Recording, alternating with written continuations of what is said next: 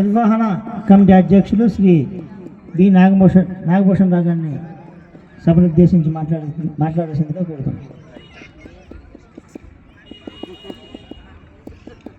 నేటి ముఖ్య అతిథి గౌరవ భారతదేశ ముద్దుబిడ్డ భరత్ గారు. ఆయనకి పేరు పెట్టడమే వాళ్ళ తల్లిదండ్రులు ఎంత భారతదేశం మీద ప్రేమ ఉన్న వాళ్ళో అర్థమవుతుంది.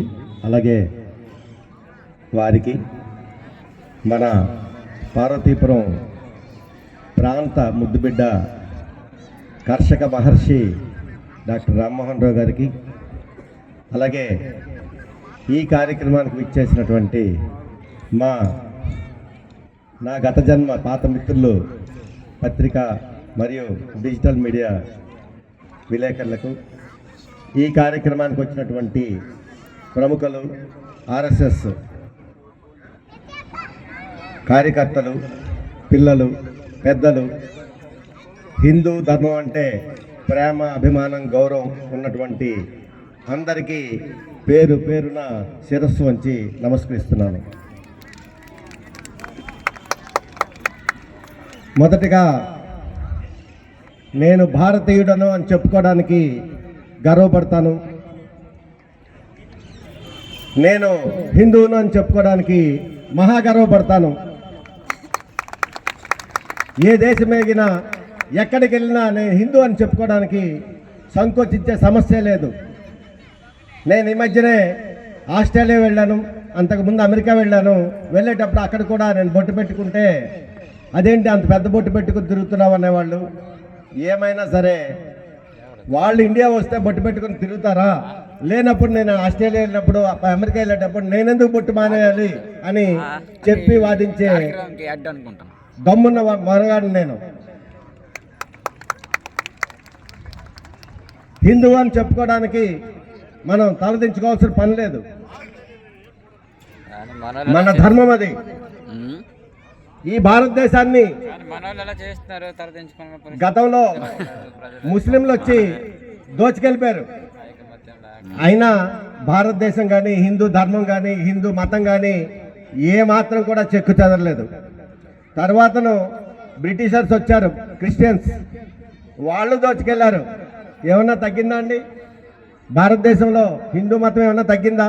ఇంకా పెరిగింది. నేను విదేశాలకు వెళ్ళిన తర్వాత కంపేర్ చేస్తుండేవాడిని, ఎక్కడ అసలు అక్కడేంటి ఇక్కడేంటి అని. మా అబ్బాయి ఆస్ట్రేలియాలో ఉన్నాడు, వాడిని ఇండియా వచ్చేయమని చెప్పి గట్టి ప్రయత్నం చేసి చెప్పాను. అక్కడ ఏముంది, ఇక్కడ ఏం లేదని. ఆస్ట్రేలియాలో చూస్తే అక్కడ ఆస్ట్రేలియన్స్ ఎవరు లేరు. అక్కడ అంతా సంకరజాతి, ఆ దేశం నుంచి ఈ దేశం నుంచి ఆ దేశం నుంచి వచ్చిన వాళ్ళే ఉన్నారు. ఇండియాలో అందరూ ఇండియన్సే, వేరే దేశస్తులు లేరు. ఇది మన భారతదేశం.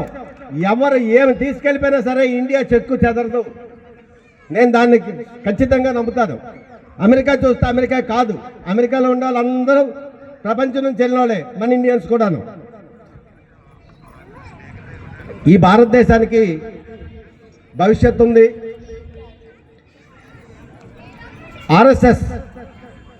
ఆర్ఎస్ఎస్ అనేది కొద్దిమంది మాట్లాడతారు, ఏదో ఉగ్ర సంస్థ, హిందూ ఉగ్రవాదులంట.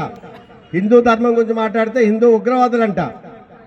మరి మనం క్రిస్టియన్స్ గురించి మాట్లాడతామా, ముస్లిమ్స్ గురించి మాట్లాడతామా, ఇంకే ధర్మం గురించి మనం మాట్లాడతాము? మా అమ్మ నాన్న ఫలానా వాళ్ళని చెప్పుకోవడం నా సిగ్గేంటి? మనం హిందువులు అని చెప్పుకోవడం సిగ్గుపడాల్సిన పనే లేదు. ఈ భారతదేశాన్ని పరిపాలిస్తున్నటువంటి ఒక ఛాయ్ వాలా ఎంత ఉన్నత స్థితికి తీసుకెళ్లాడు ప్రపంచంలో.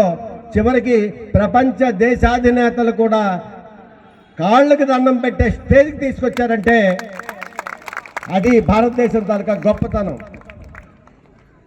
ఏదో కొంతమంది పిచ్చి ప్రాలాపనలు పలికి 2 రోజులు ఆగి మళ్ళీ తర్వాత మన దారిలోకి వస్తున్నారు.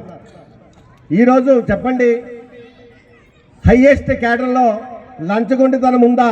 గత ప్రభుత్వాల్లో ఎక్కడ చూసినా, ప్రతి సంవత్సరం చూసినా లంచాలు, మినిస్టర్లు, ఎంపీలు, ప్రధానమంత్రులు అందరి దగ్గర.